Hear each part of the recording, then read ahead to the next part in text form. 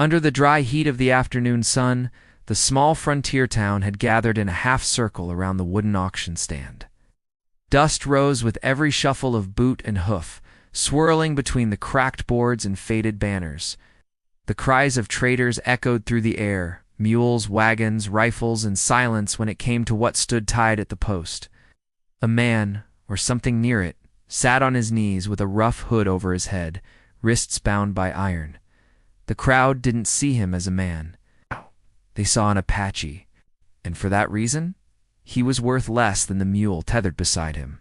The auctioneer, red-faced and sweating through his vest, shouted over the noise, "1 peso for the savage. He's strong, silent, and dangerous enough to scare off wolves." Laughter rippled through the crowd, but no one raised a hand. The desert wind whistled between wagon wheels, and behind the laughter, a strange stillness pressed over the clearing. That was when she stepped forward. The woman's dress was dusty from travel, her boots scuffed, her face half-shadowed by a bonnet. Her figure carried a softness and strength that the prairie often stole from its women. The crowd's whispers followed her every step. Her hand, pale and trembling, rested over her swollen belly. She was heavy with child, and walked as though she bore not just a baby, but the weight of something unseen. A choice, a secret, maybe both. Ow! No one could guess what business a pregnant woman had in an Apache auction. She paused at the edge of the platform. The auctioneer blinked, confused. "You here for something, ma'am?" I asked, wiping his forehead with the back of his hand. Her voice was quiet but steady. "2 pesos, she said, lifting a small leather purse from her dress pocket. "I'll take him." The murmurs exploded around them. "She's gone mad," someone hissed. "A white woman buying a savage." Another man spat in the dust, but she didn't flinch. Her hand held out the coins, and they gleamed under the sun like defiance itself. The auctioneer, uncertain but greedy, took them. "2 pesos, he announced with a dry laugh. "Sold." The hooded Apache didn't move. His chest rose and fell slowly, his breathing calm as though none of it concerned him. The crowd watched in stunned silence as the woman climbed the steps, her hands shaking slightly as she reached for the rope binding his wrists. She untied the knots herself, ignoring the disapproving stares around her. The rope fell. For a moment, nothing happened. The man remained still, his head bowed, the hood fluttering faintly in the wind. Then she reached for it. Her fingers brushed against the coarse fabric. How the crowd held its breath. No one could imagine what she was thinking, whether it was pity, rebellion, or madness guiding her hands. She hesitated only once, her eyes flicking toward the sheriff standing nearby. He looked back at her with a warning that didn't need words. Still, she pulled the hood off. Beneath it, the Apache's face was scarred but calm, his eyes dark as obsidian and sharper than any blade. The light caught the curve of his jaw, the strength of his shoulders, and the faint shimmer of dried blood on his cheek. He looked up at her slowly, his gaze steady and unafraid. Something in that gaze made her heart stumble, not from fear, but from recognition. It was as though the desert itself had looked back at her. A hush fell over the square. Even the horses grew restless. The Apache did not speak, nor did he thank her. He simply stood, the chains around his wrists clinking softly. The woman felt the world tilt in that silence, and for reasons she couldn't name, her throat tightened. She turned to the sheriff. "He's coming with me," she said, her voice barely more than a whisper. The sheriff's jaw tightened. "You'll regret that, ma'am," he muttered. "Ain't no good comes from Petey. They're kind." "Maybe," she replied, leading the Apache toward her wagon. "But Petey's all I've got left." They walked through the town like ghosts, a hooded man and a pregnant woman in a world too cruel for either. The settlers parted to let them pass, whispering, judging, warning. She didn't look back. Every step toward the wagon felt like stepping further from the world she once knew and deeper into one that had been waiting for her all along. The road stretched out from town, wide and endless. She stopped beside the wagon, untying the cloth that covered its back. Inside were sacks of grain, a canteen, and a folded blanket, the last traces of a life she was leaving behind. The Apache stood behind her, silent. When she turned to face him, she saw his eyes again, not wild, not cruel, but steady and searching. "You don't speak?" she asked softly. He didn't answer. though the faintest movement passed over his face, like a shadow acknowledging light. She sighed and handed him a piece of bread. "Eat," she said. "You're free now." He looked down at the bread, then at her hand. Slowly, deliberately, he took it. Their fingers brushed, and in that brief contact, something unspoken passed between them, something both fragile and dangerous. She didn't pull away. Neither did he. The afternoon sun dipped lower, painting the plains in amber light. The woman climbed into the wagon, resting her back against the wooden seat.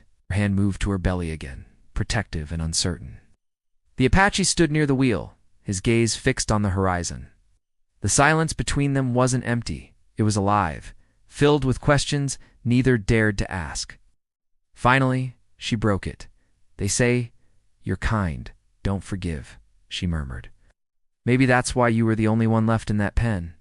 He turned his head slightly, his expression unreadable. For the first time, his voice came low, rough, and certain. "Forgive?" said. "No, but I remember something about the way he said it made her breath catch." She wanted to ask what he remembered, the raids, the loss, the burning of villages, but she couldn't. Some truths were too heavy to share. She looked away, her eyes fixed on the dusty trail ahead. "Then remember this," she whispered. "I didn't buy you to own you. I bought you to set you free."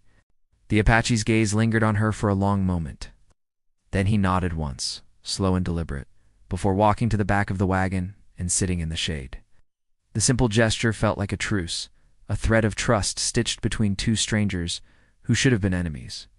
Night came quietly, with a sky full of stars and the faint hum of coyotes in the distance. She built a small fire beside the wagon, its glow flickering across her face. The Apache sat nearby, watching her. The silence no longer felt heavy. It felt like something new was being born inside it. As she reached for her canteen, her hand trembled. He noticed. Without a word, he reached out and steadied it. His fingers, warm and strong, brushed hers again. This time, she didn't pretend not to feel it. Her eyes met his across the firelight, and the world around them, the auction, the town, the stairs, the dust, faded into something small and far away. For the first time, she smiled. It wasn't the smile of a rescuer or a woman with power. It was the quiet smile of someone who just found a reason to believe again. He didn't smile back, but his eyes softened. The fire crackled. The stars burned brighter. In the stillness, a soft wind passed between them, carrying the promise of something neither understood but both felt deeply, something that could heal what the world had broken. And somewhere in that desert silence, she realized what left her speechless wasn't the sight of the Apache's face. It was the strange, undeniable truth that she might have just freed the one person who could save her. The night stretched on, quiet except for the crackle of the fire and the distant cry of coyotes. The woman sat close to the flames, her hands resting on her swollen belly as she tried to fight the chill that crept in from the plains. Across from her, the Apache sat still, his back straight, his eyes reflecting the light like dark glass. "I don't need either of them." Spoke for a long while.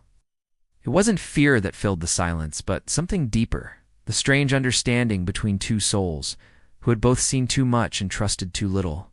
She wondered what he thought of her. A white woman, carrying a child, buying a stranger in chains. To the world, she was foolish. To him, maybe worse. Yet as she watched him sitting there, the firelight glinting against the beads around his neck, she saw something familiar, a quiet strength she hadn't seen in months. Not since her husband had ridden away and never come back. She turned her gaze to the fire, remembering the morning she last saw him. The sky had been pale and cold, the wind sharp with dust. He had kissed her forehead, promised he'd be home by spring. That was 2 springs ago. Word reached her months later, a raid, a caravan ambushed by Apaches somewhere near the Salt River. She never found his body, never saw proof. Only his name whispered by strangers, carried by the wind. Since then, she had lived with silence, the kind that follows loss and doesn't go away. Now, fate had handed her a man from the very people blamed for it. She didn't know if it was punishment or mercy. Maybe both. When dawn came, the fire had gone out.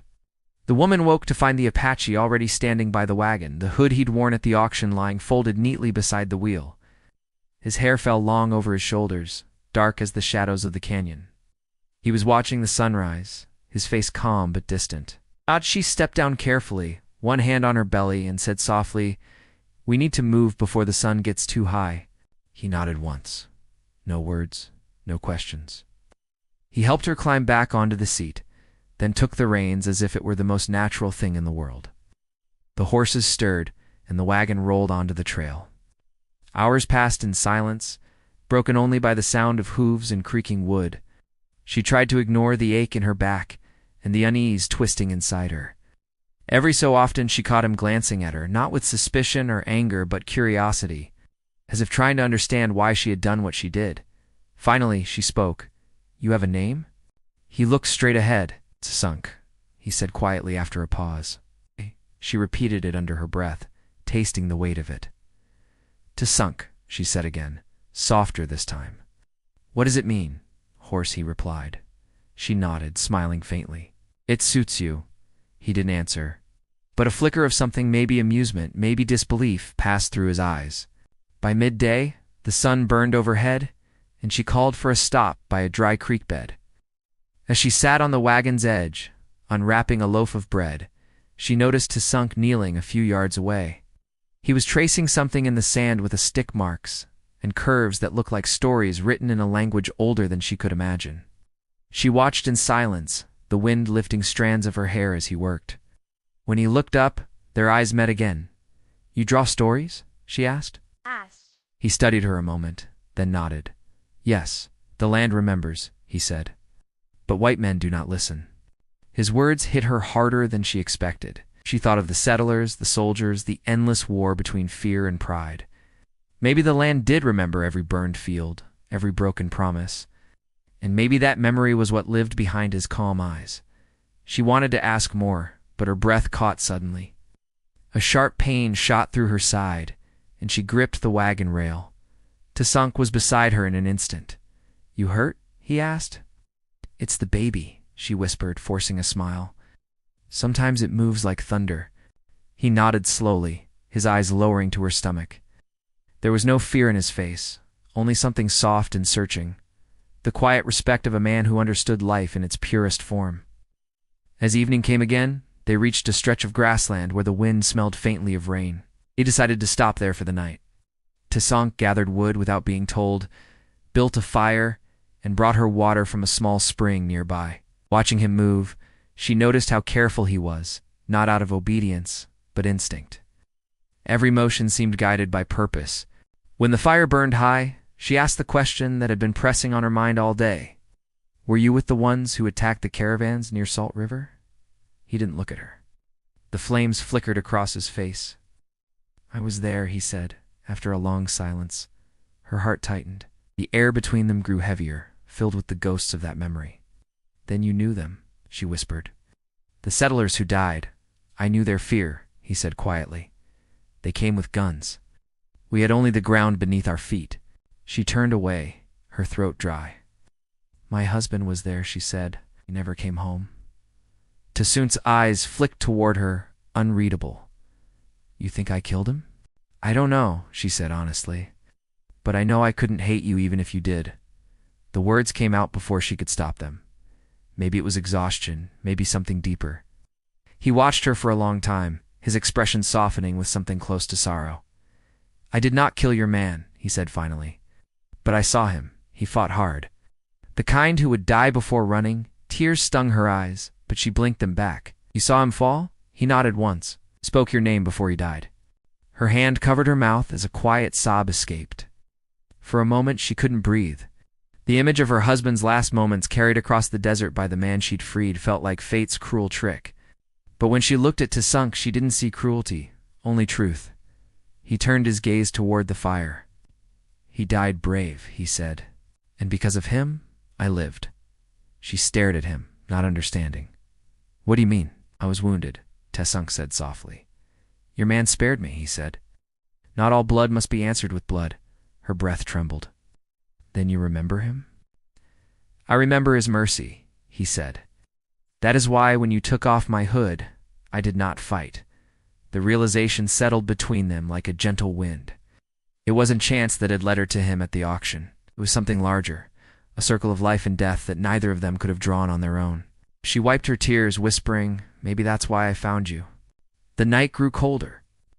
She lay under her blanket beside the fire, her heart heavy yet strangely calm. Asank sat nearby, his face turned toward the stars. Silence between them no longer felt empty. It was filled with the weight of what they shared: loss, mercy, and something tender that neither dared name. Before she drifted to sleep, she spoke again. "Do you believe people can start over?" He looked down at her, his voice low and certain. "The river does, after every storm." Her lips curved into a faint smile. "And maybe we can too." Asank didn't answer, but his gaze softened, following her as her eyes closed. He sat there long after she fell asleep, listening to the wind carry the sound of her breathing, steady, fragile, alive. Somewhere deep inside him, something shifted. He had been bought as a slave, freed as a stranger, and now, in the stillness of the prairie night, he felt something close to belonging. He didn't know where their trail would lead to peace or danger, but he knew he would follow it beside her. And as the dawn crept in once more, painting the land gold, the woman stirred in her sleep. Her hand reached instinctively for the space beside her, as if searching for something she didn't know she needed. Asank watched her quietly, the first rays of sunlight glinting in his eyes, and for the first time since he'd been captured. He allowed himself a small, fleeting smile. The trail ahead was uncertain, but so was every story worth living. And somewhere in that wild, endless horizon, two lost hearts had just begun to find their way home. Morning came with a thin veil of cloud and a hush over the grass, the kind of quiet that makes a person listen for what is missing. Birds kept their distance. The wind skimmed low and careful. The woman woke to the sound of Tazinch checking the wagon wheel, his hands steady on the iron rim. She pushed herself upright, one hand at the small of her back, and watched him work. There was comfort in the rhythm of his movements, but there was also a question she could not shake. Freedom had a price, even when paid in 2 pesos. She had bought him to set him free, yet his presence tied her fate to his, and the world beyond their small camp had already decided how to judge that binding. They broke camp and rolled east, aiming for a creek she remembered from better days. The wagon creaked in an old familiar way, a sound that took her back to the time when she and her husband had followed this same trail with hope packed under the seat. She glanced at Asank and thought of what he had told her beside the fire. Mercy passed from one man to another, and now to her. That knowledge warmed her, yet the warmth did not erase the cold edge of fear. If the sheriff's men asked questions, would mercy matter to them? By midday, they found a line of cottonwoods and the trickle of water she hoped for. The horses drank. The wagon settled in the shade. Asank gathered willow branches and began to weave a brace for the wheel that wobbled. She watched his hands. The old life she knew had taught her to mend homespun and bake bread at dawn. His life had taught him to read the ground and speak with his hands. Different schools, she thought, but both about survival. She set a small kettle on a flat stone and waited for a simmer. The smell of coffee rose thin in the warm air. The baby kicked once, strong enough to make her catch her breath. Asank noticed and straightened. "Pain?" he asked. "Only a reminder I am not alone," she said, trying to smile. "Seems this little one likes the sound of your work." He tilted his head as if listening for a second heartbeat. "Strong spirit," he said.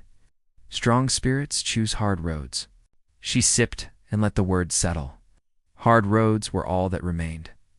Then she heard it, faint at first, single hoof striking stone, then another. She set the cup down, slow and careful. Asank moved to the edge of the trees and crouched, eyes narrowed at the low ridge to the west. 2 riders crested it, then a third, dust pluming from their horses' legs. They were not soldiers. Their coats hung loose, their hats pulled low, the kind of men who drank their courage and rented their conscience. She felt the old chill of the auction ground run along her spine. "Bounty men," Asank said, voice quiet. "How can you tell?" He tapped the earth with a willow switch. "They look everywhere and nowhere. Men who hunt always mark where the rabbit might run." The riders stopped a short distance away, boots swinging out of stirrups. The one in front had a scarf tied around his neck and a grin that held too many teeth. "Mornin'," he called. Folks headed to the fort. Mighty dangerous country for a lady in her condition. She kept her hands where they could see them. "We are only passing to the river," she said. "No need for trouble." The man scratched his jaw and let his grin widen. "Trouble usually finds me. Saw a notice at the sheriff's office. Heard they lost a prisoner at auction. Hooted fella. Apache. Any of you to seen anything that fits that picture?" She felt the baby shift and forced her voice to stay calm. "I saw a lot of foolishness at that auction. Also saw a man get sold like a broken wagon wheel. I did not care to stay." The man laughed without humor. "A woman with opinions. My favorite kind." His eyes slid to Tsunk. "You stand up slow?" Tsunk rose, posture easy, gaze level, did not reach for anything, and he did not flinch. The second rider nudged his horse forward. "Look at those scars," he said. "Looks like the one who slipped M. Bet the sheriff would pay to have him back. Bet the army would pay double." The woman stepped to the edge of the shade. "He is with me," she said. The words surprised her with their own strength. "He is free." The leader tipped his hat. "Ma'am, the paper on my saddle says different." He waited for an answer that did not come, then shrugged.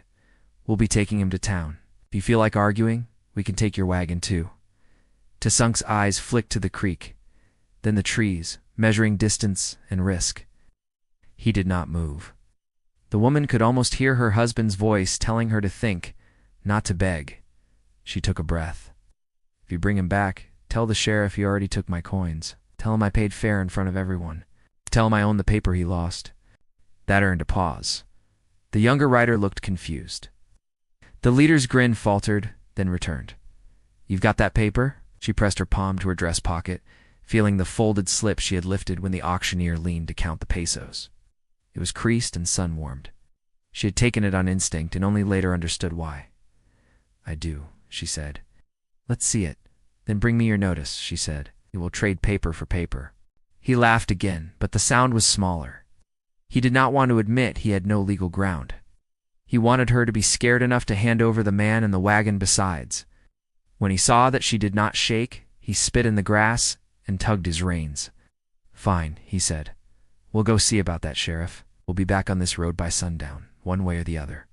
They rode away slow, making sure their threat lingered. She stood still until the dust settled, then let her breath out in a long ribbon. Tsunk returned to the wheelbrace. He worked with the same quiet care as before, yet the air between them had changed. She felt it. He felt it. They were no longer two travelers. They were a line drawn across the path of men who lived by fear and coin. By late afternoon they reached the river bend where cottonwoods leaned like old men, and a little cabin stood a short way up the bank. Smoke rose thin from its chimney. A woman stepped out to meet them, sleeves rolled and hair braided back. Her face showed a life made of both kindness and stern days. The woman called out her name, which the river carried back like a blessing. She had known this cabin once. A midwife lived here, the sort of soul who measured time by the space between contractions and the length of a winter. "You look near your time," the midwife said after one glance. "And you bring company. Come in before the sky falls. The air smells of rain and foolish men." Inside, the cabin held the clean scent of lye and crushed mint.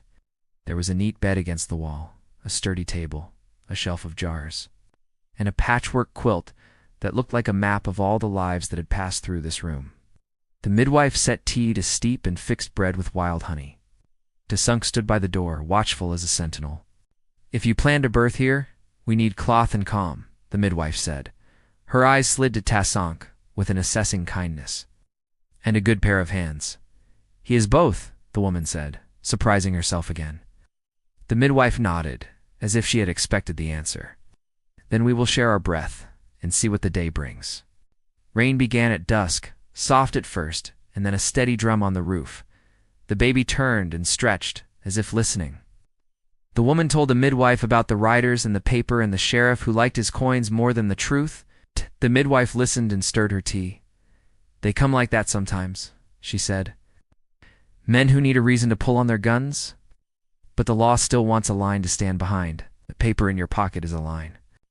Tsunk went out into the rain to check the horses, and came back with his hair dripping and his eyes bright.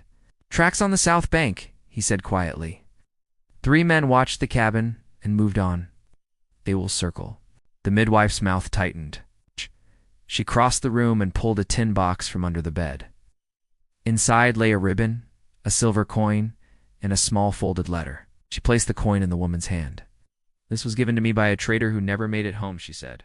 "He asked me to pass it to a good heart on a hard day. I kept it until I knew the heart." The coin was worn smooth. The woman closed her fingers around it and felt the weight of strangers who still cared for the living. When the rain eased, a knock came that was not a knock so much as a test. The midwife looked at Tsunk, who shook his head once. Not friends. The woman rose and smoothed her dress. The door opened to frame the sheriff himself, hat dark with rain, eyes narrowed in the lamplight. Behind him stood one of the bounty riders, and a boy with a scared face hiding under bravado. "Evening," the sheriff said. "Heard talk of a misunderstanding. Thought I'd come set it right." The midwife motioned them in without warmth. "Mind your boots," she said.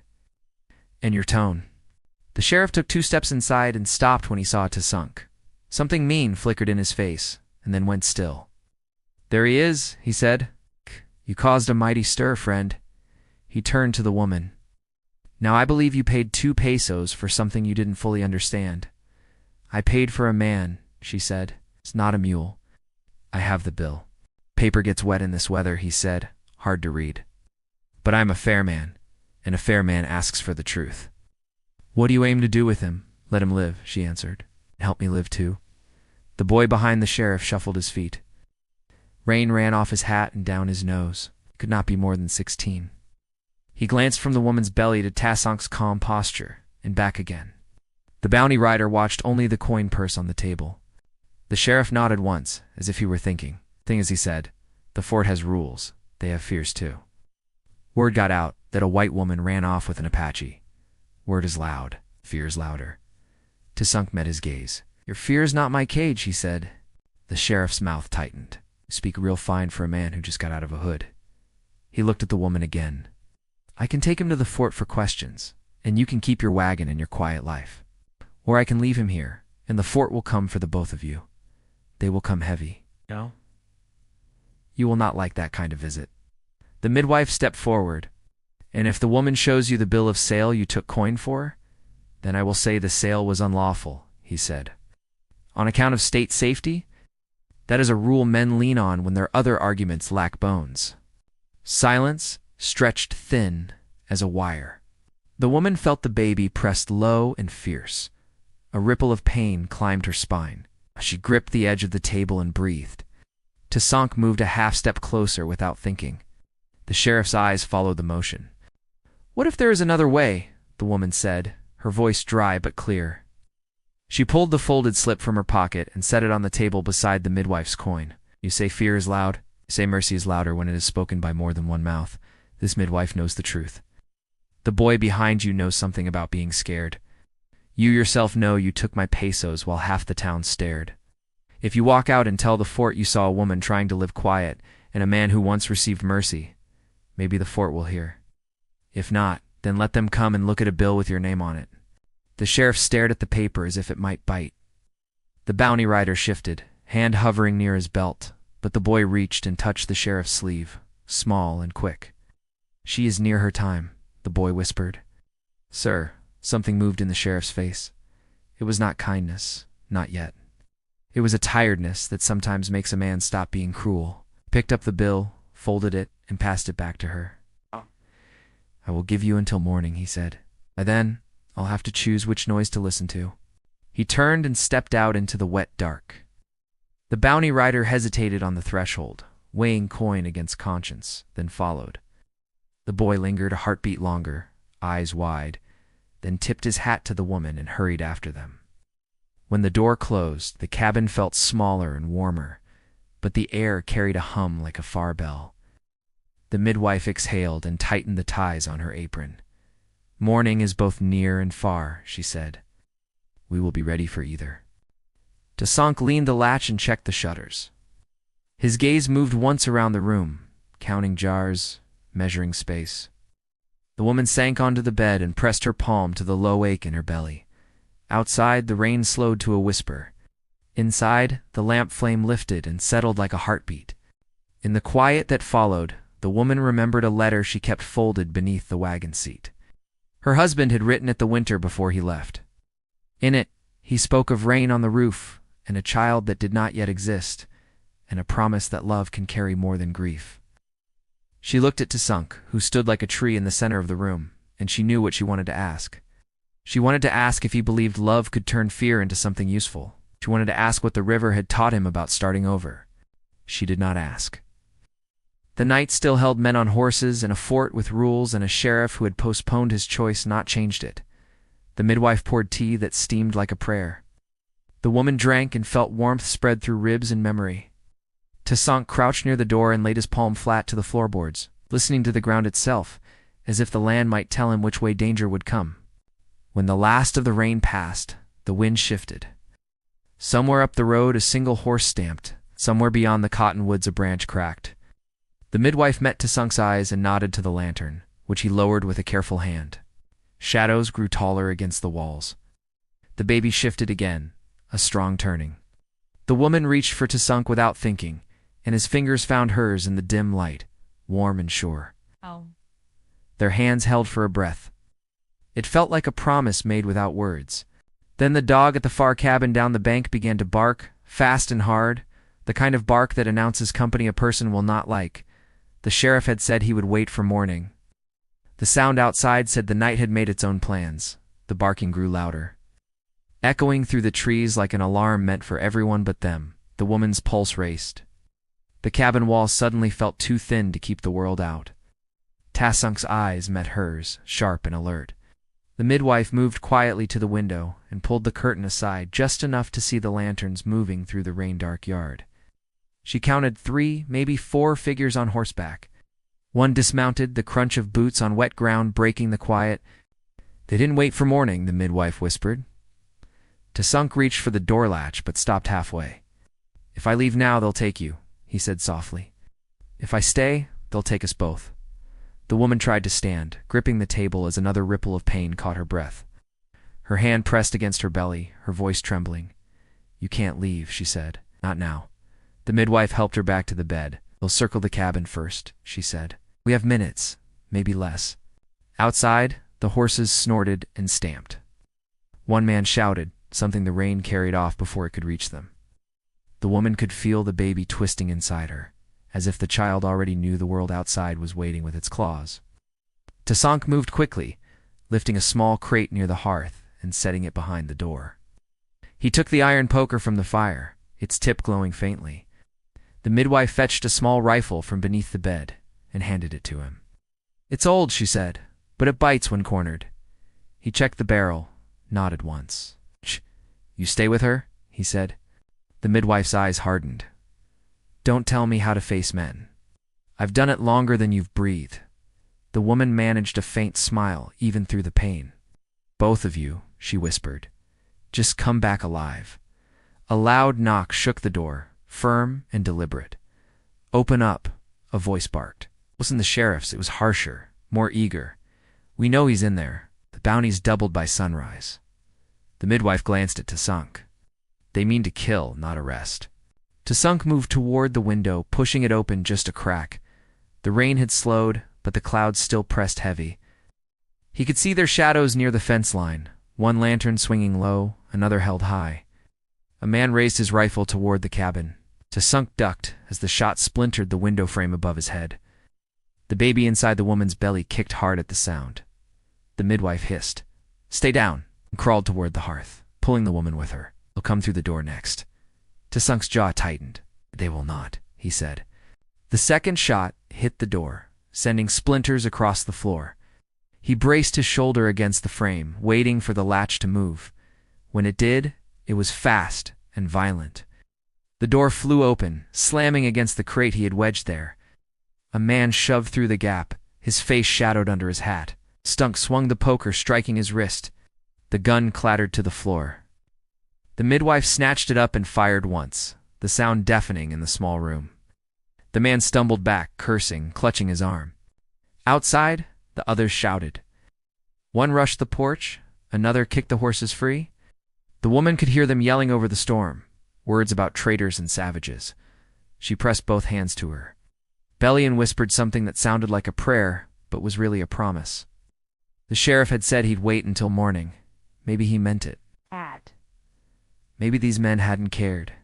Either way, morning felt like a lifetime away. Tasunt leaned against the doorframe, breathing hard, eyes fixed on the shadows outside. The midwife crouched beside the woman. "They'll come again," she said. "They always do when they smell fear." "I'm not afraid," the woman whispered, though her voice trembled. "I just want him to live." Tasunk heard her and looked back.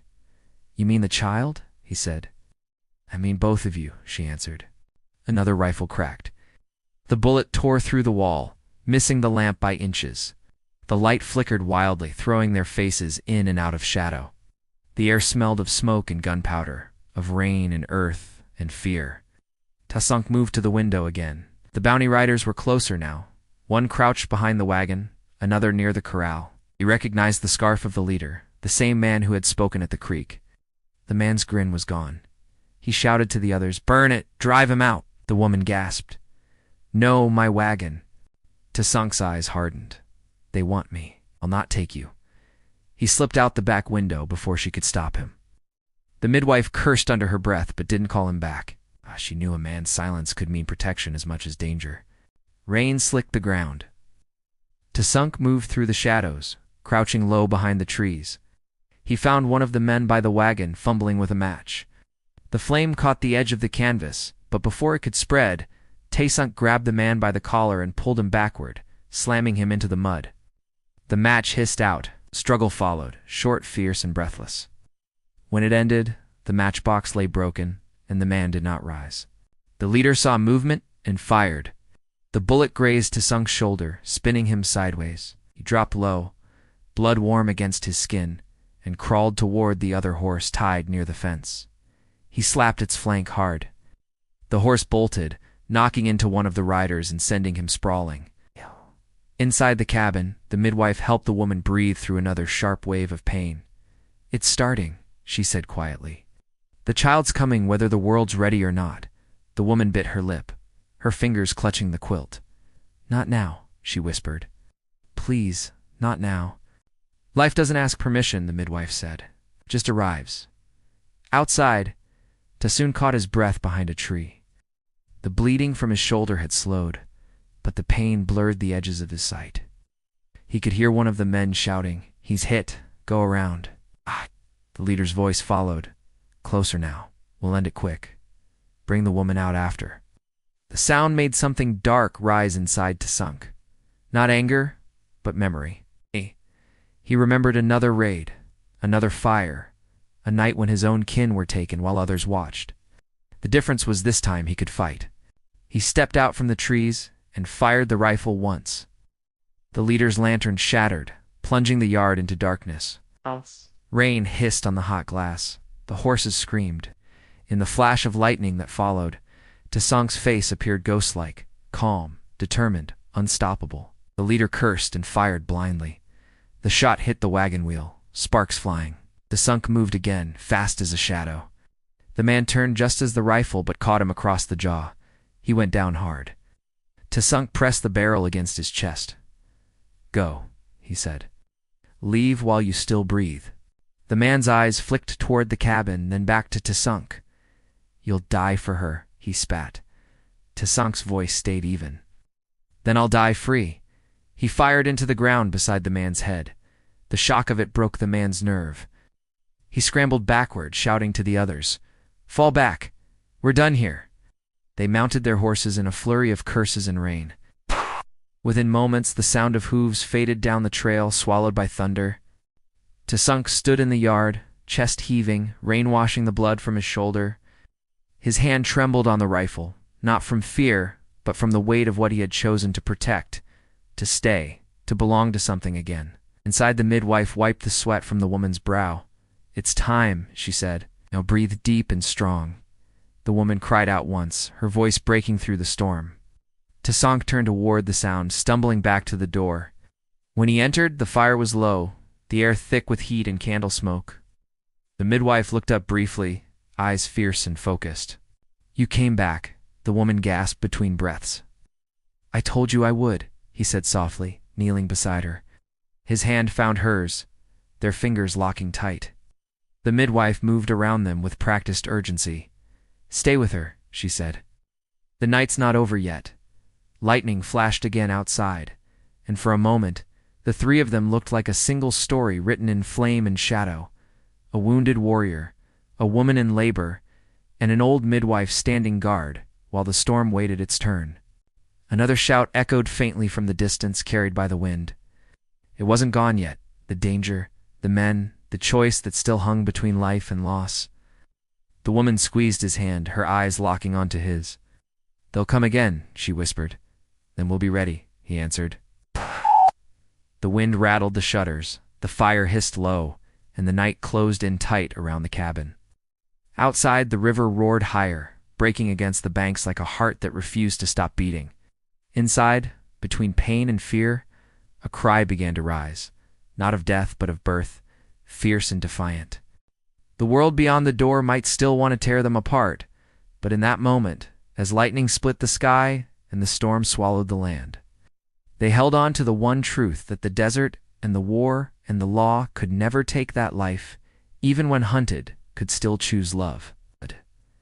And as the wind howled and the midwife bent to her work, the woman's grip on Tasank's hand tightened.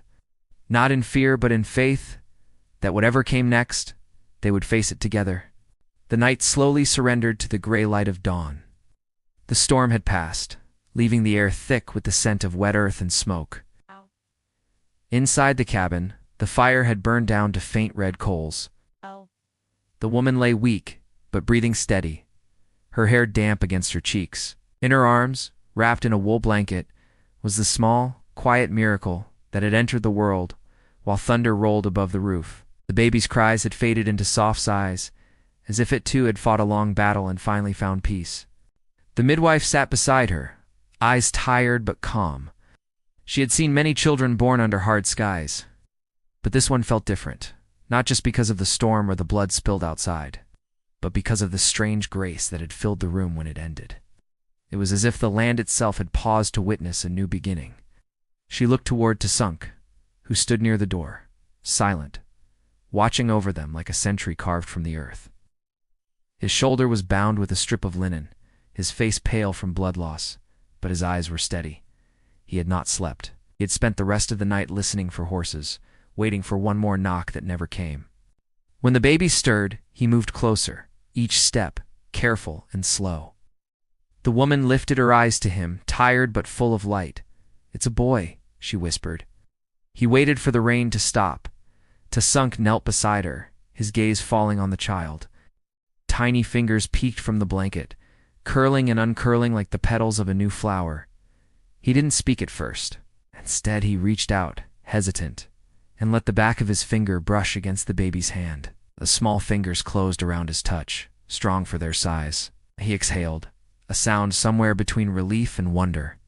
The midwife smiled faintly. "He's already chosen who he trusts," she said. The woman looked down at the child, then back at Tasank. "He should have a name," she said softly. "Something that carries both our worlds." Tasank thought for a long moment. The wind outside had quieted, and the first light touched the tops of the cottonwoods. "In my tongue," he said slowly, "there is a word, Nokai. It means the one who listens to the earth." She repeated it, shaping the sound with care. "Nokai," she said again, smiling through her exhaustion. "Then that's who he'll be." The midwife rose quietly, gathering her things. "The road's clear now," she said, "but there will be talk in town. Men who lose their pride don't stay quiet long." The woman's face fell for a moment. "You think they'll come back?" "They'll talk first," the midwife said. "Talk is how men rebuild their courage. But you have time. Use it well." She glanced at Tasank, her eyes sharp but kind. "You protect her, protect the child. That's your purpose now." He nodded once. "I will." By noon, the rain had dried, and the world seemed new again. Steam lifted from the grass. The sheriff had not returned, nor the bounty men. The silence that followed was not peace, but a fragile pause. The woman sat outside the cabin, wrapped in a shawl, the baby sleeping in her arms. Tasank stood nearby, tending to the horses. Every movement he made was slow and deliberate, as if afraid to break the calm. She watched him quietly, remembering how he had looked the first time she saw him, hooded, chained, silent. Now he looked free, though freedom had cost him pain. She wondered if he would ever be able to return to his people, or if the world had already taken that choice from him. "Tsunk," she said softly. He turned, the light catching the faint scar on his cheek. "What will you do now?" He wiped his hands on a cloth and looked out toward the horizon. "The land is wide," he said, "but there is nowhere left for me alone. I walk where I am meant to walk." His gaze dropped to the child in her arms. "You and he are part of that now." Her heart tightened. "You don't owe me anything," she said. He shook his head. "You gave me life when others wanted death. That kind of gift is not a debt, it is a path." The words settled between them like dust, light but lasting. She didn't answer, but her smile was enough. They stayed at the cabin through the week, mending what the storm had broken. Tsunk helped rebuild the fence, repaired the wagon, and hunted rabbits near the creek. The woman gathered herbs with the midwife and washed the child in water warmed by the fire. At night, when the baby cried, Tsunk would rise first and rock him in his arms until he slept again. It became their rhythm, unspoken, simple, and safe. One evening, as the sun dipped behind the trees, they sat by the fire outside. The baby slept in a basket lined with quilts. The woman watched the flames while Tsunk carved a small wooden figure with his knife, a horse rough but beautiful. "Do you ever miss it?" she asked. "Your home, your people?" He stopped carving, eyes distant. "Every day," he said. "But the ground they walked on still remembers them. When I walk, I hear their voices in the wind. It is enough." She nodded slowly. "Maybe that's what life is, carrying the voices we've lost." He looked at her, the firelight dancing in his dark eyes. "You carry many," he said. "Too many," she admitted softly. "But they're quieter now." For a long while, they said nothing. The fire cracked, and the river whispered in the distance. The child stirred once, and settled again. The world felt as if it were finally breathing in peace. The next morning brought the sound of hooves again, faint but real. Tsunk rose instantly, his hand going to the rifle. The woman's pulse quickened. She stepped out onto the porch as a single horse came into view. It wasn't the sheriff this time. It was the young boy who had ridden with him, the one who had looked at her with fear and pity. He stopped a few yards away and tipped his hat. "Ma'am," he said, voice unsure. "Sheriff sent me. Said to tell you the fort won't be coming." They heard the men who rode out that night. Didn't make it back. The woman's breath caught, and the sheriff. "He left town," the boy said. "Said some things ain't meant to be hunted." Tsunk stepped forward, watching the boy carefully. The boy swallowed hard but didn't flinch. "He said to give you this," he added, holding out a folded paper. She took it. The handwriting was rough but clear. "You paid in good faith. Let the record stand. Live quiet if you can." When she looked up, the boy was already turning his horse. "He said not to follow," the boy called over his shoulder. "Said the land's big enough for everyone if we stop trying to own it." They watched him ride away until he vanished beyond the trees. The woman turned to Tsunk, her eyes wet. "It's over," she said. He looked toward the horizon where the boy had gone. "Nothing is ever over," he said gently. "But we can start again." Days turned into weeks. Spring came with wildflowers blooming along the river. The cabin grew quieter, filled with laughter that sounded new. The child learned to smile at the sound of Tsunk's voice. Sometimes at dusk, they would walk together by the water, a woman, a warrior, and a child born from both mercy and courage. One evening, as the sun painted the sky gold, she turned to him. "You could go if you wanted," she said softly. "You're free too?" He looked at her, then at the boy chasing a butterfly in the grass. "I am free," he said, "and I am here." She smiled, a tear slipping down her cheek. "Then stay." He nodded once. "I will." The wind moved gently through the trees, carrying the sound of the river. In that quiet, the past finally loosened its grip. The auction, the storm, the fear, all faded into memory, replaced by something steadier, something human. As night fell, Tsunk placed the small carved horse on the mantel beside the child's blanket. The woman stood beside him, the baby asleep in her arms. The firelight wrapped around them, soft and warm. For the first time in a long while, she didn't feel like she was surviving. She felt like she was home.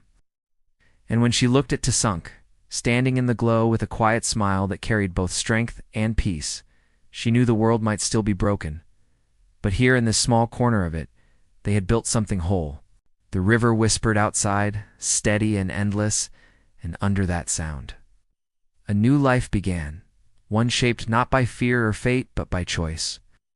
A woman who had paid 2 pesos for a hooded Apache had found something far greater than freedom. She had found love, born in defiance, sealed in silence, and carried forward by the hearts that refused to surrender.